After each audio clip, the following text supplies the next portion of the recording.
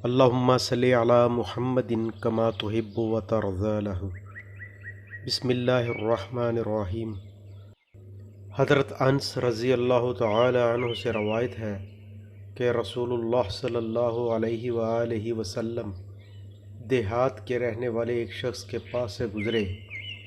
جو نماز میں یوں دعا مانگ رہے تھے: اے وہ ذات جس کو آنکھیں دیکھ نہیں سکتیں اور کسی کا خیال و گمان اس تک پہنچ نہیں سکتا، اور نہ ہی تعریف بیان کرنے والے اس کی تعریف بیان کر سکتے ہیں، اور نہ زمانے کی مصیبتیں اس پر اثر انداز ہو سکتی ہیں، اور نہ اسے زمانے کی آفتوں کا کوئی خوف ہے۔ اے وہ ذات جو پہاڑوں کے وزن، دریاؤں کے پیمانے، بارشوں کے قطروں کی تعداد اور درختوں کے پتوں کی تعداد کو جانتی ہے، اور اے وہ ذات جو ان تمام چیزوں کو جانتی ہے جن پر رات کا اندھیرا چھا جاتا ہے اور جن پر دن روشنی ڈالتا ہے، نہ اس سے ایک آسمان دوسرے آسمان کو چھپا سکتا ہے، اور نہ ایک زمین دوسری زمین کو، اور نہ سمندر اس چیز کو اس سے چھپا سکتے ہیں جو ان کی تہ میں ہے، اور نہ کوئی پہاڑ ان چیزوں کو چھپا سکتا ہے جو اس کی سخت چٹانوں میں ہے۔ آپ میری عمر کے آخری حصہ کو سب سے بہترین حصہ بنا دیجئے، اور میری آخری عمل کو سب سے بہترین عمل بنا دیجئے، اور میرا بہترین دن وہ بنا دیجئے جس دن میری آپ سے ملاقات ہو، یعنی موت کا دن۔ رسول اللہ صلی اللہ علیہ وآلہ وسلم نے ایک صاحب کو مقرر فرمایا کہ جب یہ شخص نماز سے فارغ ہو جائیں تو انہیں میرے پاس لے آنا۔ چنانچہ وہ نماز کے بعد رسول اللہ صلی اللہ علیہ وآلہ وسلم کی خدمت میں حاضر ہوئے۔ رسول اللہ صلی اللہ علیہ وآلہ وسلم کے پاس ایک کان سے کچھ سونا ہدیہ میں آیا ہوا تھا۔ آپ نے انہیں وہ سونا ہدیہ میں دیا، پھر ان دیہات کے رہنے والے شخص سے پوچھا: تم کس قبیلہ کے ہو؟ انہوں نے عرض کیا: یا رسول اللہ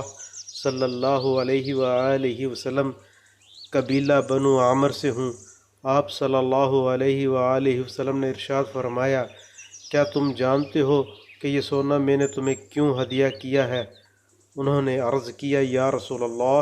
اس وجہ سے کہ ہماری آپ کی رشتہ داری ہے۔ آپ صلی اللہ علیہ وآلہ وسلم نے ارشاد فرمایا: رشتہ داری کا بھی حق ہوتا ہے، لیکن میں نے تمہیں سونا اس وجہ سے ہدیہ کیا کہ تم نے بہت اچھے انداز میں اللہ تعالیٰ کی تعریف کی۔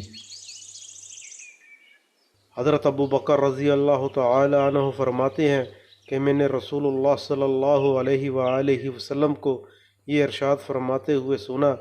جس شخص سے کوئی گناہ ہو جائے پھر وہ اچھی طرح وضو کرے اور اٹھ کر 2 رکعت پڑھے، پھر اللہ تعالیٰ سے معافی مانگے تو اللہ تعالیٰ اسے معاف فرما دیتے ہیں۔ اس کے بعد آپ صلی اللہ علیہ وآلہ وسلم نے یہ آیت تلاوت فرمائی۔ ترجمہ: اور وہ بندے جن کا حال یہ ہے کہ جب ان سے کوئی گناہ ہو جاتا ہے یا کوئی برا کام کر کے وہ اپنے اوپر ظلم کر بیٹھتے ہیں تو جلد ہی انہیں اللہ تعالیٰ یاد آ جاتے ہیں، پھر وہ اللہ تعالیٰ سے اپنے گناہوں کی معافی کے طالب ہوتے ہیں۔ اور بات بھی یہ ہے کہ سوائے اللہ کے کون گناہوں کو معاف کر سکتا ہے، اور برے کام پر وہ اڑتے نہیں، اور وہ یقین رکھتے ہیں کہ توبہ سے گناہ معاف ہو جاتے ہیں۔ حضرت جابر بن عبداللہ رضی اللہ تعالی عنہما فرماتے ہیں کہ رسول اللہ صلی اللہ علیہ وآلہ وسلم ہمیں اپنے معاملات میں استخارہ کرنے کا طریقہ ایسے ہی اہتمام سے سکھاتے تھے جس اہتمام سے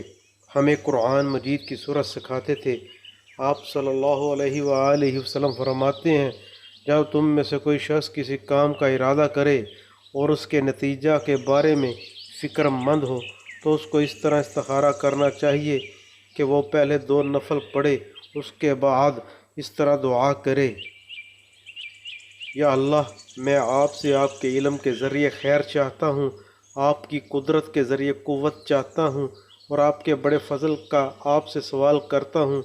کیونکہ آپ تو ہر کام کی قدرت رکھتے ہیں، میں کسی بھی کام کی قدرت نہیں رکھتا۔ آپ سب کچھ جانتے ہیں، میں کچھ نہیں جانتا۔ آپ ہی تمام پوشیدہ باتوں کو خوب اچھی طرح جاننے والے ہیں۔ یا اللہ، اگر آپ کے علم میں یہ کام میرے دین، میری دنیا اور انجام کے لحاظ سے میرے لیے بہتر ہو تو اس کو میرے لیے مقدر فرما دیجئے اور آسان بھی فرما دیجئے، پھر اس میں میرے لیے برکت بھی دے دیجئے۔ اگر آپ کے علم میں یہ کام میرے دین، میری دنیا اور انجام کے لحاظ سے میرے لیے بہتر نہ ہو تو اس کام کو مجھ سے الگ رکھیے اور مجھے اس سے روک دیجئے، اور جہاں بھی جس کام میں بھی میرے لیے بہتری ہو وہ مجھے نصیب فرما دیجئے، پھر مجھے اس کام سے راضی اور مطمئن کر دیجئے۔ راوی کہتے ہیں کہ رسول اللہ صلی اللہ علیہ وآلہ وسلم نے یہ بھی ارشاد فرمایا کہ دعا میں اپنی ضرورت کا نام لے، وصلی اللہ تعالی علی خیر خلقہ ونور عرشہ وزینت فرشہ وقاسم رزقہ محمد صلی اللہ علیہ وآلہ وسلم۔